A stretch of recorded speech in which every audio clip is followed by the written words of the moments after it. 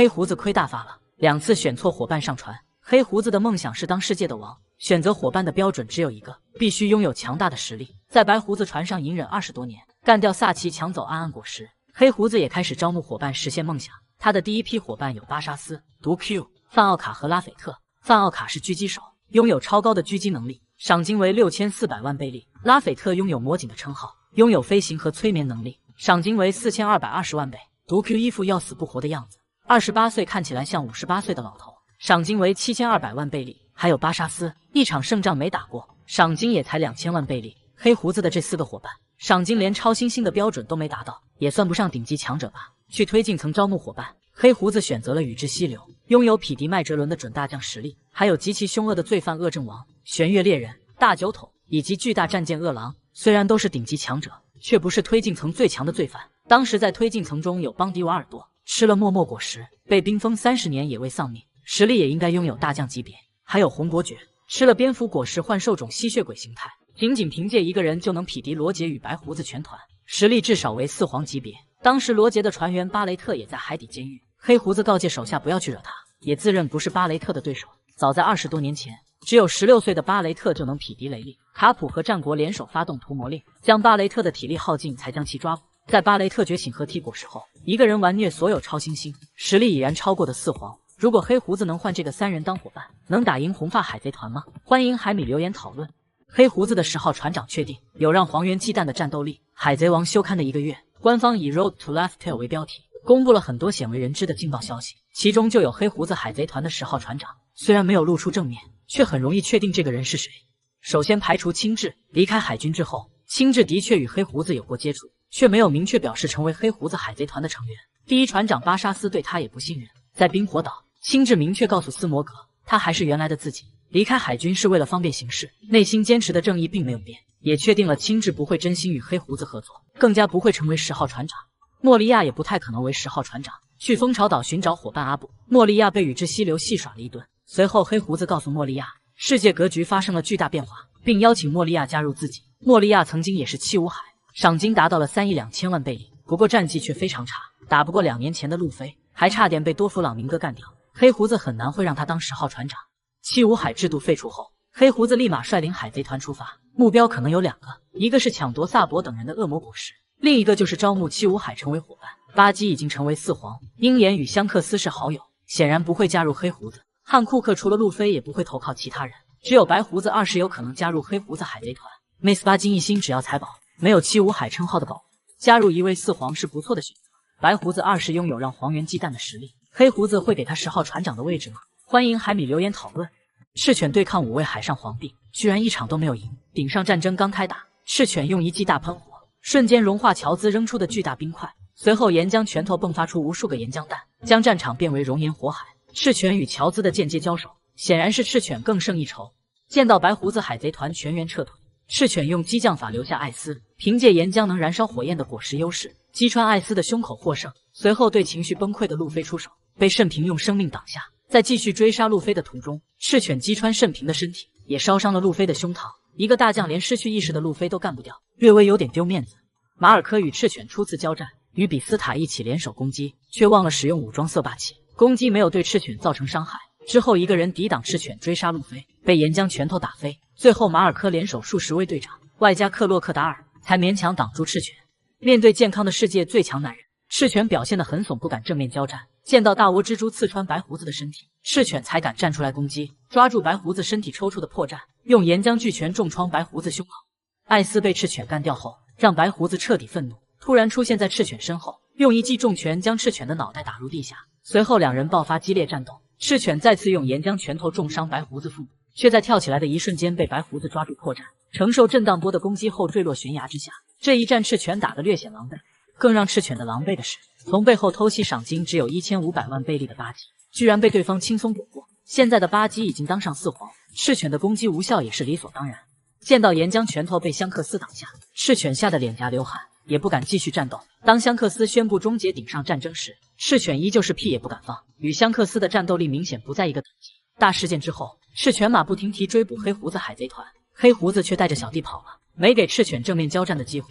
赤犬与青雉在冰火岛的决斗，是他战绩最好的一场战斗。经历10天10夜的交战，打断青雉一条腿获胜，并晋升为海军元帅。总结来看赤犬的战绩，碾压打赢盛平与艾斯，一人对抗白胡子海贼团数十位队长，与5位四皇交手，追杀无意识的路飞未卜，偷袭丑黄八鸡被轻松躲开，单挑重伤的白胡子差点丧命。面对香克斯怂到不敢说话，赶跑黑胡子海贼团算赢了吗？欢迎海米留言讨论。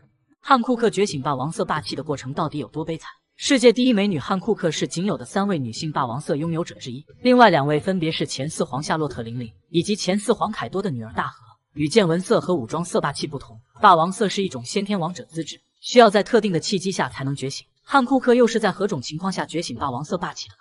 在海贼王中，有3人当众觉醒过霸王色霸气。第一位是艾斯，10岁的艾斯看到路飞被一群人围攻，性命危在旦夕，无意识爆发了霸王色霸气，震晕了想要干掉路飞的所有人。第二位是多弗朗明哥，10岁的明哥和弟弟罗西南迪被一群民众抓捕，并且被捆绑在城墙上处刑，命悬一线之际，多弗朗明哥爆发霸王色霸气，让所有想杀他的人晕厥。第3位是路飞，在女儿岛的时候，为了阻止玛格丽特被杀，路飞无意识爆发霸王色霸气，让拥有霸王色的汉库克也十分震惊。不管是路飞和艾斯，还是多弗朗明哥，都是在生命受到威胁的时候觉醒了霸王色。汉库克12岁的时候被人贩子抓走，与2个妹妹一起卖给天龙人当奴隶，期间后被印上了天翔龙之梯，还被逼吃下了恶魔果实，生命多次受到威胁，有很多契机觉醒霸王色霸气。从天龙人喜欢美女的癖好来看，还有一种情况能让汉库克觉醒霸王色霸气。在世界会议期间，天龙人觊觎白星公主的美貌，命令奴隶强抢白星做老婆。汉库克拥有世界第一的容貌，颜值自然不会比白星差，天龙人也会施加暴行强抢他做老婆，促使汉库克觉醒霸王色霸气。汉库克第一次释放霸王色在什么时候呢？欢迎海米留言讨论。路飞觉醒尼卡果实后，还剩下唯一一个缺点，在蛋糕岛对战卡塔库利，路飞将见闻色提高1个等级，达到最顶尖的御剑未来境界。抵达和之国后，路飞吃了凯多一记雷鸣八卦，被关入兔碗监狱搬砖，趁机学会了武装色高阶用法流鹰，攻击能从敌人内部造成伤害。在鬼岛屋顶，路飞又吃了凯多一记狼牙棒，从中悟出了霸王色的最强用法缠绕攻击，成为凯多认可的强者之一。与凯多决战时，路飞被 CP0 小队长抓住胳膊，又挨了一记狼牙棒，任督二脉被彻底打通，觉醒了传说中的尼卡果实，也击败了赏金超46亿的最强生物凯多。至此，路飞对3色霸气的修炼均达到了顶级水准。果实开发方面，获得了世界上最胡来的力量，外加心脏变成解放之骨，能将疲惫的身体瞬间恢复到最佳状态。即便如此全面的路飞也有唯一的缺点，从2档开始到3档和4档，路飞都在利用消耗生命的方式换取战斗力，外加在海底监狱深中麦哲伦的剧毒，路飞又消耗了10年的寿命。使用橡胶果实觉醒5档后，路飞整整昏睡1个星期才醒来，对寿命的消耗必然不会少。开发恶魔果实消耗寿命，已然是路飞唯一的缺点。与黑胡子的最终决战，路飞的寿命多少将成为胜负的关键点。好在罗与路飞结成同盟，可以利用手术果实给路飞续命，对战黑胡子也不是问题。罗会给路飞做永生手术吗？欢迎海米留言讨论。一拳超人卡普的战绩真的有那么好吗？38年前，洛克斯招募到白胡子、夏洛特玲玲、凯多等一众强者，组建称霸大海的海贼团，企图成为世界的王。在神之谷一战中，卡普与罗杰联手，将洛克斯海贼团击溃。船长洛克斯连同神之谷一起沉入海底。凭借这场战斗的功绩，卡普被世人称为海军英雄。罗杰纵横大海之时，多次被卡普逼入绝境。每次卡普去抓罗杰，都会带上一群小弟，还是中将的亲至就是最活跃的一个。中将鹤与大将战国也会一同前往。难道说将罗杰逼入绝境的人不是卡普一个人的功劳？成为海贼王之后，罗杰选择向海军自首，用生命开启大海贼时代。金狮子很是气不过，一个人闯入马林饭多，干掉海军基地一半的海兵。卡普与战国2人联手，经过5天5夜的激战，毁掉半个马林饭多，才将金狮子击败。在30年前，48岁的卡普找青椒约架，提前搞了几座大山练拳，随后一拳把青椒的头锤赔，也毁掉了青椒一生的快乐。卡普这一拳差点害了路飞，青椒打不过爷爷卡普，只能拿孙子路飞开刀。在德罗斯伦萨，青椒追着路飞打，脑袋又被锤了一拳。在顶上战争，卡普一拳超人的称号再次被证实。赏金超13亿的不死鸟马尔科，趁着3大将不在处形态，想要捡漏就走艾斯，被卡普重重一拳从空中击落。顶上战争打完几天后，白胡子与艾斯也埋了，小马哥的脖子依旧缠着绷带，被卡普铁拳锤的伤也没好。黑胡子拿到阵阵果实后，叫嚣着老子天下第一，扬言要毁掉整个马林饭多。单挑大佛形态的战国丝毫不落下风，赏金只有2000万贝利的巴沙斯也仗着老大是黑胡子，不知死活的跳出来攻击战国，没扛住卡普一拳被从空中击落。卡普的战绩也有拉胯的时候，去东海押送蒙卡去海底监狱，一边吃着甜甜圈一边打瞌睡，被蒙卡偷袭一斧头劈开胸口。父皇能让卡普吃一次败仗也算合情合理。还有在顶上战争，卡普为了能让路飞救走艾斯，主动闭上眼睛放水，被路飞一拳揍飞。对普通人来说，英雄卡普被一个毛头小鬼击败，面子有点挂不住。现在的路飞已经觉醒幻兽种米卡果实，外加掌握了霸王色缠绕攻击，有实力真正打赢卡普吗？欢迎海米留言讨论。黑胡子为巴沙斯准备了3个恶魔果实。黑胡子当上4皇之后，为何选巴沙斯当第一船长呢？从赏金的高低来看，巴沙斯只有2000万贝利，距离超新星还差了一大截，也比不过毒 Q 和范奥卡等人。从战绩上来看，巴沙斯一场胜仗没打，长期处于被揍的状态。在德雷斯罗萨，巴沙斯企图干掉路飞，被萨博一记火拳击败，还差点被打死。还有在顶上战争，巴沙斯想要偷袭战国，又被卡普一拳从空中击落。战斗力与溪流、恶阵王相比，差距不是一般的小，但巴沙斯非常忠诚，每次黑胡子战斗，巴沙斯都会第一时间出手帮助。有如此忠心的小弟，黑胡子给他第一船长当也不算过分。为了提升巴沙斯的战斗力，黑胡子也为他寻找了3个恶魔果实。第一个是烧烧果实，巴沙斯出现在德雷斯罗萨，目标就是夺取烧烧果实，无奈实力不够没能打赢萨博，也把烧烧果实弄丢了。第二个是橡胶果实，路飞对战多弗朗明哥用出4档，导致10分钟不能使用武装色，巴沙斯立马对路飞下手，企图夺走橡胶果实，被萨博及时赶到一脚踢飞。黑胡子看过恶魔果实图鉴，也应该知道橡胶果实的特别之处。第三个是钻石果实，了结之战过后，乔兹一直未出场，也有海米推测乔兹已经战死。钻石果实被巴沙斯得到，巴沙斯被称为冠军，擅长体术攻击，吃掉钻石果实的确是不错的选择。巴沙斯为何能当上第一船长呢？欢迎海米留言讨论。天龙人明抢白星公主做老婆，为何没有娶第一美女汉库克呢？作为世界的统治者，天龙人对美女是非常喜欢。在香波地群岛，天龙人查尔罗斯圣看上一名美女护士，立马杀害了他的未婚夫，并要求美女护士当自己的第13个妻子。来到拍卖场，查尔罗斯圣又看上了鱼人族的美女凯米，并开出了5亿贝利的高价。随后打伤鱼人小巴，被路飞一拳揍飞，真是解气。世界会议期间，查尔罗斯圣在玛丽乔亚又看上了白星公主，命令他的3号奴隶强白星回去做老婆，又被同样身为天龙人的穆斯加鲁德圣一棒子打飞。有一点很让人奇怪，天龙人如此喜欢美女，为何没有人娶第一美女汉库克呢？具体原因有以下4个。汉库克当过奴隶是第一个原因。12岁的时候，汉库克和2个妹妹一起玩耍，被人贩子抓走卖给了天龙人当奴隶，后被烙下了代表奴隶的印记天翔龙之踢，也是汉库克最不愿意提及的事情。天龙人自视高人一等，即便汉库克拥有世上最美的容颜，也不会娶一个当过奴隶的人做老婆。其实是汉库克吃下了恶魔果实。在天龙人的一次娱性节目中，汉库克3姐妹被逼吃下恶魔果实，成为与恶魔做交换的人。海米们都知道，天龙人对恶魔果实很反感，即便是将价值1亿贝利的恶魔果实喂给奴隶，自己也不会吃。汉库克成为能力者后，天龙人自然也不会娶她当老婆。再则是汉库克在当奴隶期间也只有16岁，外加发育没有完全，以及整天活在脏乱差的环境中，绝世容颜也体现不出来。当时的天龙人看16岁的汉库克就是一个脏兮兮的臭丫头。在15年前，鱼人费舍尔泰格徒手攀登红土大陆，释放了天龙人的所有奴隶，汉库克3姐妹也趁机逃走，之后在雷利和夏奇的保护下成长，18岁才回到九蛇岛。此时的汉库克已经拥有强大的战斗力，顺理成章当上了九蛇岛的女王。第一次率领9蛇海贼团出征，便获得了8000万的赏金，并被邀请成为七武海作为海军的合作伙伴。天龙人对汉库克的美丽容颜有想法，也不好强做老婆。七武海制度废除后，赤犬派兵攻打九蛇岛，汉库克一点也不慌张，坚信自己强大的实力能抵挡海军的抓捕。如此来看，天龙人不敢娶女帝做老婆，是因为他的实力太强大了吗？欢迎海米留言讨论。卡普能安安稳稳的当海军英雄，少不了3个女人的支持。在生活上，达旦对卡普的支持最多。早年间，达旦在东海只是一名小海贼，赏金也只有780万贝利。卡普抓捕达旦之后，并没有将他关入海底监狱，从此达旦有了把柄在卡普手中，对卡普也非常畏惧。22年前，卡普带着还是婴儿的艾斯来到东海，要求达旦抚养艾斯。达旦是1万个不情愿，迫于卡普的威胁，也只能当起了艾斯的养母，嘴上说着要把艾斯赶出门，心中却非常担心艾斯的生命安危。过了几年，卡普又将7岁的路飞送来寄养，达旦依旧是不情愿，迫于卡普的威逼，也只能乖乖听话收养路飞。对于收养艾斯和路飞，达旦表面上非常不情愿，真到了2个小孩有难的时候，达旦也能豁出性命保护路飞与艾斯。卡普能安心在海军中抓捕海贼，也是因为达旦为他解决了后顾之忧。在 SBS 中，尾田回答过关于路飞母亲的问题，尾田明确表示路飞的母亲不温柔，是一个外表凶悍、性格暴躁，内心却非常善良的人，对应起来与达旦非常的符合。对路飞本人来说，达旦一直像母亲一样照顾自己，也把达旦当成了养母。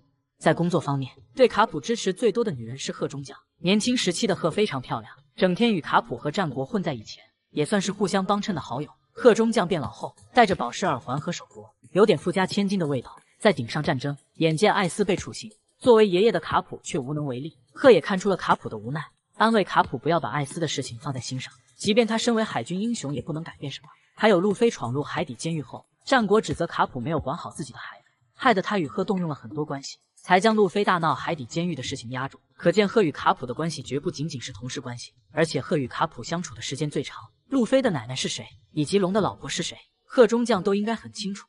世界会议期间，四皇大妈与凯多通电话，表达了要去和之国取下路飞的脑袋。大将候补陶兔听完后，反应比卡普还要紧张，对路飞的生命安全非常担心。也能看出来陶兔平时很为卡普着想。陶兔作为大将候补，也算拥有大将级别的实力，他的佩刀金皮罗会是无上大快刀吗？欢迎海米留言讨论。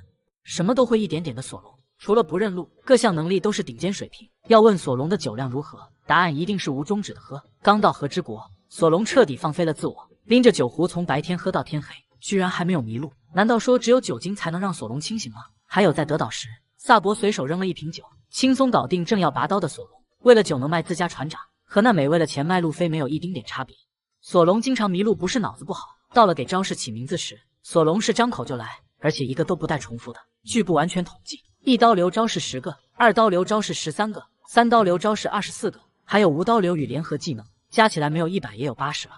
在战斗中，吟诗也是索隆的强项。对战 CP9 卡库的时候，索隆来了一句受尽苦难而不厌，此乃修罗之道。随即卡库倒地战败。还有在德岛对战明哥的手下皮卡，索隆嘴里含着一把刀，也没耽误他念诗：九山八海，聚千界而成小千世界，此界成三，无我不断者，大千世界。诗念完了，皮卡也倒下了。特别提醒索隆的对手，遇到会念诗的剑士，千万不要硬刚，快点逃跑保命吧。来到七水之都，索隆一改往日的不苟言笑，露出了温柔的一面。照顾小孩子也是一把好手，不管是给小孩喂奶，还是换尿不湿，甚至是扮鬼脸逗小孩子开心，索隆都能做得非常好。不过索隆认为带小孩是羞耻的事情，被罗宾撞见时，一度祈求罗宾千万别说出去，也难怪索隆不敢对罗宾发火，罗宾说什么他就做什么。索隆没有飞行能力，每次遇到空战都得借助外力。在鬼岛屋顶对战凯多，索隆要求罗把自己送到凯多身边，当独自面对岩灾境的时候，索隆用斩击的反作用力让自己飞回鬼岛屋顶，这算索隆掌握了飞行能力吗？索隆还是位泡妞高手。在罗格镇，身为海贼的索隆遇到海军达斯奇，本该爆发一场战斗，索隆来了一句你长得很像他，成功撩到了达斯奇妹妹。还有在冰火岛，索隆让达斯奇与莫奈单独战斗，直到达斯奇有生命危险时才出手，一招欲擒故纵成功获取达斯奇的芳心。来到和之国，索隆仅仅靠着颜值便俘获了日和的芳心。在打败进昏迷的几天中，日和一直陪同索隆给他擦身体，让山治羡慕嫉妒恨。索隆还有哪些特殊能力？欢迎海米留言讨论。鬼岛决战过后，草帽团有3人成神，3人称王，还有1位是老百姓。打败卡塔库利之后，路飞的赏金涨到15亿贝利，被摩根斯评价为第5皇。在鬼岛之顶，路飞觉醒橡胶果实尼卡形态，击败赏金超50亿贝利的凯多，自身赏金也达到30亿贝利。尼卡形态的模样公之于众，路飞的称号也会变更为太阳神。从出海开始，索隆的称号一直是赏金猎人。来到和之国后，索隆用黑刀秋水换来妖刀炎魔，外加索隆拥有独特的鬼气，称索隆为炎魔非常贴切。对战岩灾境的时候，索隆觉醒霸王色霸气，斩断镜的一个翅膀，赏金猎人变成地狱之王。山治以厨师的身份加入草帽团，前期并没有特别的称号，经过2年的修炼，山治实力增加了。对战维尔哥小腿被踢骨裂，从此获得了骨裂王的称号。因为穿上杰尔玛的3号战斗服，山治体内的血统因子觉醒，拥有金刚不坏的身体，外加超强的恢复能力，招式名称也加上了魔神2字，以后可以称呼山治为魔神了。为了从阿龙手中买回橘子镇，娜美从海贼手里偷财宝，留下了小贼猫的称号。加入草帽团后，小贼猫的称号也没有变。来到鬼岛之后，雷云宙斯与天后棒完美融合，娜美也获得了超强的雷电攻击，称号也可以从小贼猫变成雷电女王了。都说顺境刀、逆境拳，绝境还得射手骚。乌索普就是草帽团的射手，在德罗斯伦萨，乌索普用命击败砂糖，成为击败唐吉诃德海贼团最大的功臣，也被称之为 God。在鬼岛对战双四皇联盟，所有人都想乌索普能再骚一把，结果是表现平平，希望他能和绿牛来一波骚操作。弗兰奇给海米的感觉略微有点变态，不管春夏秋冬，只穿一条短裤，喜欢整乱七八糟的发型，叫他变态男或者短裤男都很合适。经过2年的个人改造，弗兰奇创造了大将军，悬赏令也变成了大将军的模样，叫弗兰奇大将军更适合点。布鲁克是典型的老不正经，90多岁的高龄，整天要看胖次。一旦开了大号之后，布鲁克就是灵魂之王，单挑四皇 Big Mom 本人，打伤宙斯和普罗米修斯，在鬼岛帮助罗宾打黑玛利亚，一招灭了黑玛丽的全部手下。灵魂之王的称号不会变了。盛平的称号是海侠，也是他人品的一个反应。加入草帽团之后，盛平的职位是舵手，也被海米亲切的叫做蓝胖子。一直以为海军称罗宾是恶魔之子，是担心他解读远古文字的能力。在鬼岛对战黑玛利亚，罗宾释放了体内的恶魔，用很残忍的方式击败对手，留下一个恶魔的称号。团宠乔巴的称号很多，有储备粮、狸猫，还有乔胡子和乔100。在鬼岛之上，乔巴变成暴走形态，狠狠打了奎因一巴掌，赏金应该能翻倍到200倍里。不过对所有人来说，乔巴也只是个老百姓。乔巴新的赏金会是多少呢？欢迎海米留言讨论。17岁就要当海贼王的男人，王路飞敢说如此豪言，也的确有2把刷子。小时候，路飞与香克斯赌气，无意间吃了橡胶果实，本以为是一颗废材果实，却让路飞获得了不少堪称无敌的傍身技能。在海贼王的前期，霸气设定还不完善，刀剑枪炮的攻击一般人很难防御，对路飞却毫无作用，用身体接子弹和炮弹都是家常便饭。罗宾最擅长在敌人身上长出手臂，用折断骨头的方式击败敌人，这招对路飞来说一点效果也没有。在空岛遇到自称神的艾尼路，拥有堪称无敌的响雷果实，能制造高达2亿伏特的电压，大招雷鹰能轻松摧毁一座岛屿。路飞承受雷电攻击后，却能毫发无伤，直接给艾尼路整不会了。在鬼岛屋顶，四皇大妈用雷电攻击超新星，对路飞却没造成一丁点伤害，直接原地蒙圈了。按理说，橡胶遇到火焰时会被融化，路飞不仅能使用附带火焰的技能，还能无视敌人的火焰攻击，给负者霍尔德姆用火攻击路飞，火球将路飞整个包裹起来也未造成伤害。巨龙凯多吐出的热息能瞬间摧毁一座山头，直接命中路飞身体，却没能造成伤害，让凯多略微有点懵逼。路飞给出的答案是橡胶的韧性，还不如直接说开挂了。凯多的内心或许会好受点。闯入海底监狱救艾斯，路飞对战麦哲伦被完全碾压，身体也中了毒果实的剧毒，所有人都不相信路飞能活过来。经过伊万科夫的荷尔蒙治疗，路飞不仅解毒成功，还获取了免疫一些剧毒的能力。在冰火岛与凯撒交手，路飞吸入大量的瓦斯毒气，却没任何中毒迹象，有些毒液路飞却不能免疫，吃了深海的剧毒鱼皮差点丧命，被雷九夺走初吻才解毒成功，损失确实有点大。路飞一心只想当海贼王的男人，对任何美女都无感，世界第一美女汉库克就在眼前，路飞的内心也没有丝毫波动。出海后，路飞遇到过薇薇公主、鱼人族的白星公主，还有性感剑士蕾贝卡，都没有产生过任何邪念。不要以为路飞有如此多的技能就无敌了，在肉和铁拳面前，路飞也会不堪一击。面对熟睡的路飞，盛平用尽了所有方式，也没让路飞从梦中醒来。那美只说了一句肉来了，路飞立马就醒了。还有那美自带武装色的铁拳，朝着路飞脑袋来几下，叫路飞向东，他绝不敢往西走半步。路飞还有哪些傍身技能？欢迎海米留言讨论。克制黄猿的7颗恶魔果实都是哪些呢？黄猿是大将中最依赖恶魔果实的人，吃了闪闪果实拥有光一样的速度和威力。黄猿的确有依赖果实的资本，不过也有7个恶魔果实是闪闪果实的克星。黑胡子的暗暗果实绝对算一个。向艾斯解读暗暗果实的时候，黑胡子就说过了，即便是光也逃不过黑洞的引力。黄猿太依赖闪闪果实，缺乏对霸气的修炼，一旦果实能力被限制，对战黑胡子妥妥的会被压制。肉球果实能弹开认可攻击，暴君熊与索隆对战的时候就弹开过索隆挥出的斩击，弹开黄猿射出的激光也不在话下。在香波地群岛时，暴君熊介入黄猿和雷利的战斗，黄猿嘴上调侃海贼不值得信任，却不敢对暴君熊出手，也是在忌惮肉球果实吧。不过熊已经被改造失去意识，肉球果实也很难再登场了。不少海米都说过，布蕾的镜子果实能克制闪闪果实，因为镜子可以反射光线，黄猿发射的可是镭射光线，玻璃镜子不可能反射，但可以将激光吸收到镜世界之中，让闪闪果实的攻击失效。能吸收镭射光线的恶魔果实还有一颗，就是布鲁诺的门果实，在任何地方开一个门，让镭射光线进入异世界，就能化解黄猿的攻击，还可以让自己进入异世界，躲避黄猿发射的激光攻击。不过需要布鲁诺拥有超过光的速度。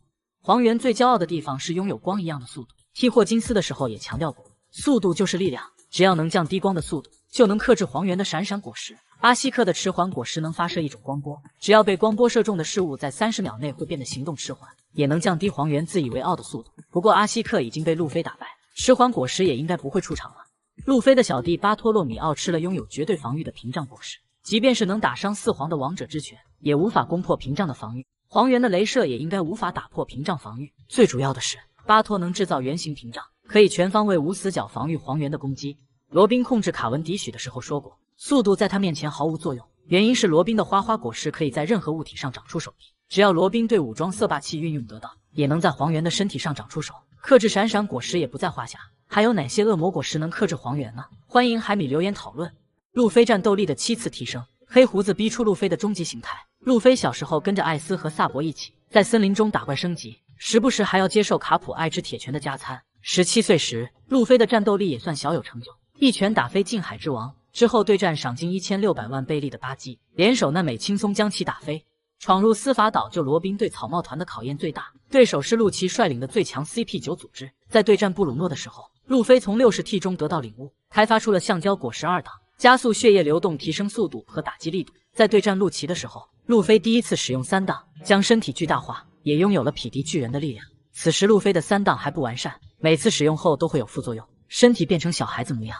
顶上战争之后，雷利建议路飞休整2年，并答应传授路飞3色霸气。经过2年的修炼，路飞学会见闻色和武装色霸气，对霸王色霸气的控制也更加自如了。与此同时，路飞还开发出了4档弹跳人，将武装色霸气与橡胶完美融合，身体变得强壮的同时，也得到充足的弹力，比2档的速度更快，比3档的力量和防御更强。在蛋糕岛与卡塔库利战斗前期，路飞几乎被完全碾压，武装色硬度不如对方，橡胶果实没开发到觉醒境界，也比不过卡塔库利的诺诺果实。见闻色霸气更是被卡塔库利完虐，不能预见未来。路飞的攻击如同空气，经过卡老师的一番传授，路飞也掌握了见闻色预见未来。卡塔库利也明白自己该下课了，送上一个腰子给路飞当毕业礼物。进入和之国后，路飞与凯多初次交手，被一招雷鸣八卦秒杀，随后被关入兔碗监狱搬砖。拜师暴五郎学会武装色流音的用法，掌握了攻破凯多龙鳞防御的能力。鬼岛屋顶决战开始，凯多老师开始上课，用了一招霸王色缠绕攻击，狠狠捶了路飞一顿，借此传授路飞霸王色缠绕攻击。学会霸王色缠绕后，路飞与凯多打得有来有回，却被 CP0 小队长乱入搅和了战斗，让路飞结识时挨了一狼牙棒，任督二脉被彻底打通，激发出橡胶果实的另一种能力——动物系人果实幻兽种尼卡形态，拥有世界上最胡来的力量，外加瞬间恢复能力，最终清出鱼篮，将世界最强生物凯多击败。相比卡老师和凯老师，雷利有点像贾老师，3色霸气的高阶用法一样没教。路飞的下一个对手是黑胡子，他会逼出尼卡果实的人兽形态吗？让路飞达到终极体？欢迎海米留言讨论。索隆无疑是草帽团最刻苦的人，除了睡觉与喝酒，剩下的时间全在锻炼。败给古一那2001次后，索隆立誓要当世界第一剑豪，在更四郎的传授下，成为一名合格的剑士出海，以赏金猎人的身份追寻梦想。初次遇到世界第一剑豪鹰眼，索隆立即发起挑战，多少有点井底之蛙的感觉，结果被鹰眼完虐，小命也差点丢掉。作为剑士的气魄却被鹰眼认可，从此索隆立下誓言，在打败鹰眼之前不会再败。来到阿拉巴斯坦对抗巴洛克工作室，索隆的对手是达兹波尼斯，一个吃了快斩果实的超人系能力者，能将身体变成强如钢铁的刀刃。索隆对战达兹一直处于劣势，还差点丢掉性命。在绝境之下，索隆领悟斩断钢铁的能力，用出一刀流狙和狮子哥哥击败达兹。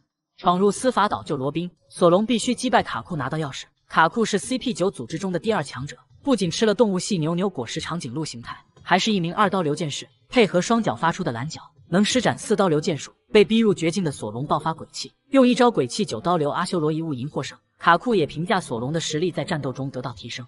在恐怖3维帆船，索隆与剑豪龙马的尸体交战，收获一把黑刀秋水，装备提升一个档次。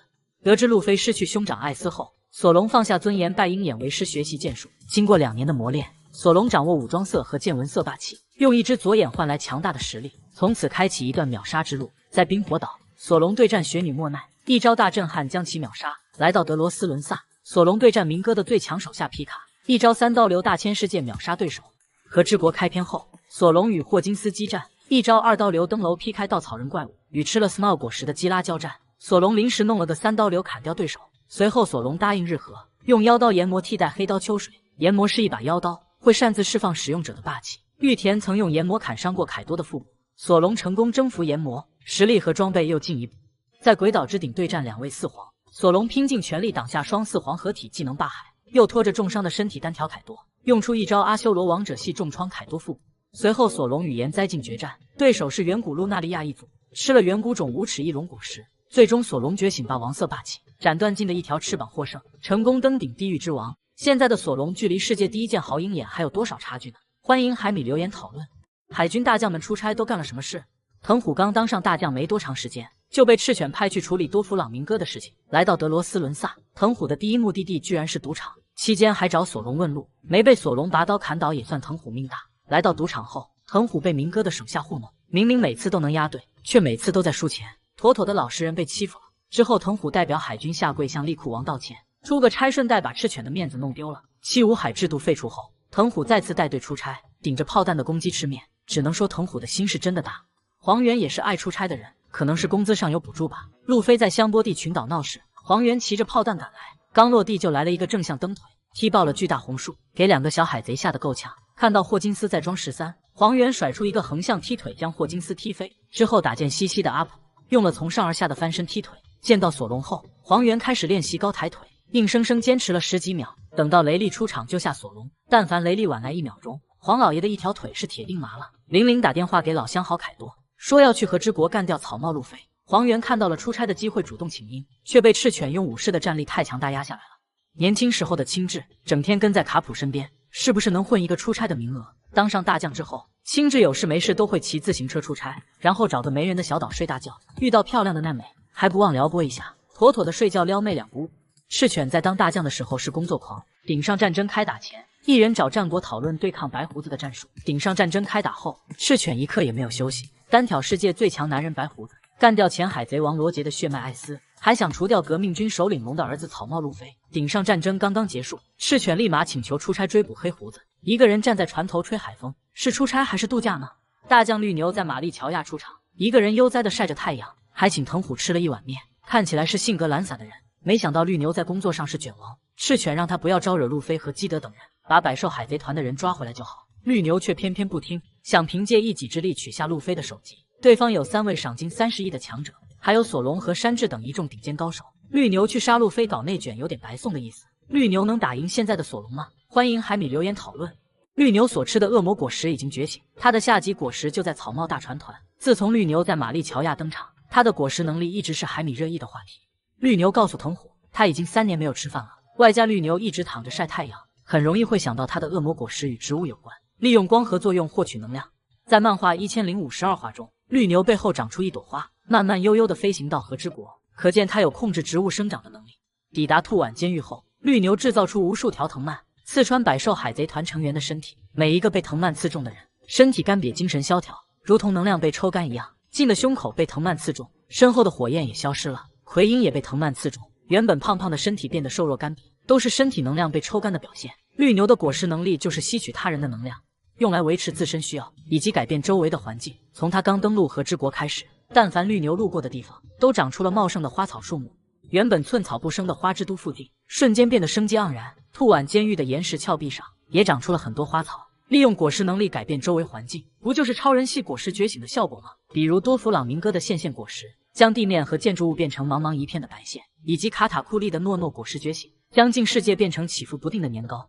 能吸收他人能量的果实还有一个，就是小人族公主曼雪莉所吃的治愈果实。目前和雷欧一起加入了草帽大船团。曼雪莉吸收他人的能力用于治疗，当吸收能量很多的时候，也能让对方失去行动能力，但效果比绿牛的恶魔果实差太多了，应该属于绿牛果实的下级果实。绿牛的恶魔果实已经觉醒了吗？欢迎海米留言讨论。